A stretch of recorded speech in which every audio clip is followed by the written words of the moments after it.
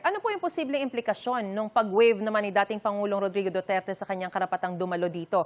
At posible kayang bahagi ito ng strategy ng kanyang kampo? Sa strategy, posible. Hindi pa po natin siya nakikita simulat sa poll, simula Marso. Kaya para sa marami, nagiging mito na siya o kaya nagiging mystical ang kanyang entity. At para sa marami, nabubuhay na lang siya sa pamamagitan ng cardboard. Kaya palagay ko, bahagi ng kanilang theory is that nanghihina na siya, nahihirapan siya sa loob. Pero, syempre, ang hirap niyan, yung may katawan ang may pagpapasya tungkol doon sa pagpapakita talaga sa publiko.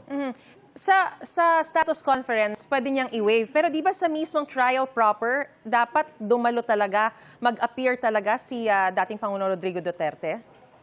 Dapat, yan ay ayon sa rules ng ICC, nandiyan yung Rome Statute, which says that during trial, the accused has to appear or shall appear. Nga lang, syempre, kapag reasonable naman yung excuse, ay papayagan ka pa rin umabsent. So, Alright. may isang pagkakataon, ito yung pagbibigay sa pagbabasa ng sakdal, tapos pagbibigay ng plea, ay posibleng present siya or dapat present siya. Pero of course, maraming paraan kung sakasakali. Kaugnay naman po kay Senador Ronald Bato de la Rosa, ano po yung implikasyon ng kanyang pagtatago sa gitna ng ICC arrest warrant? May epekto po ba ito sa kasong kaharapin kung sakasakalin ng dating Pangulo at ni Senador Bato de la Rosa rin?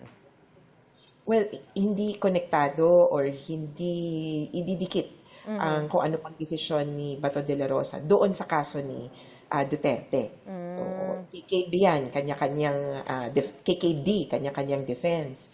Pero, syempre, kung sa pagtatago niya at dun sa kaso niya, parang mahihirapan ng korte na tingnan siya with favor in the sense na itong taong ito ay hindi magpapakita at hindi pahuhuli, hindi basta-basta magko-cooperate sa court. Kaya, in the future, kung sakaling humiling siya ng interim release, pansamantalang paglaya, para pagdududahan na yan. Dati nga, pinapahuli ka namin, di ka sumuko. Okay. So, posibleng ganun ang kahinatnan niya, katulad ng kay Duterte, pero sa ibang dahilan.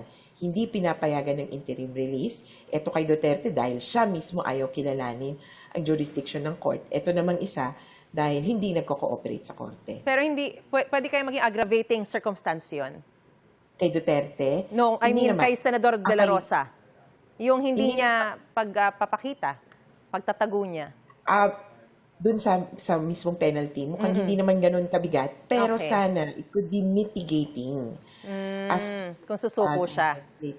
Kasi ano siya cooperating with the court, Yes. voluntary ang cooperation, kaya lang, yun nga, nakakasama sa kanya ito sa totoo lang.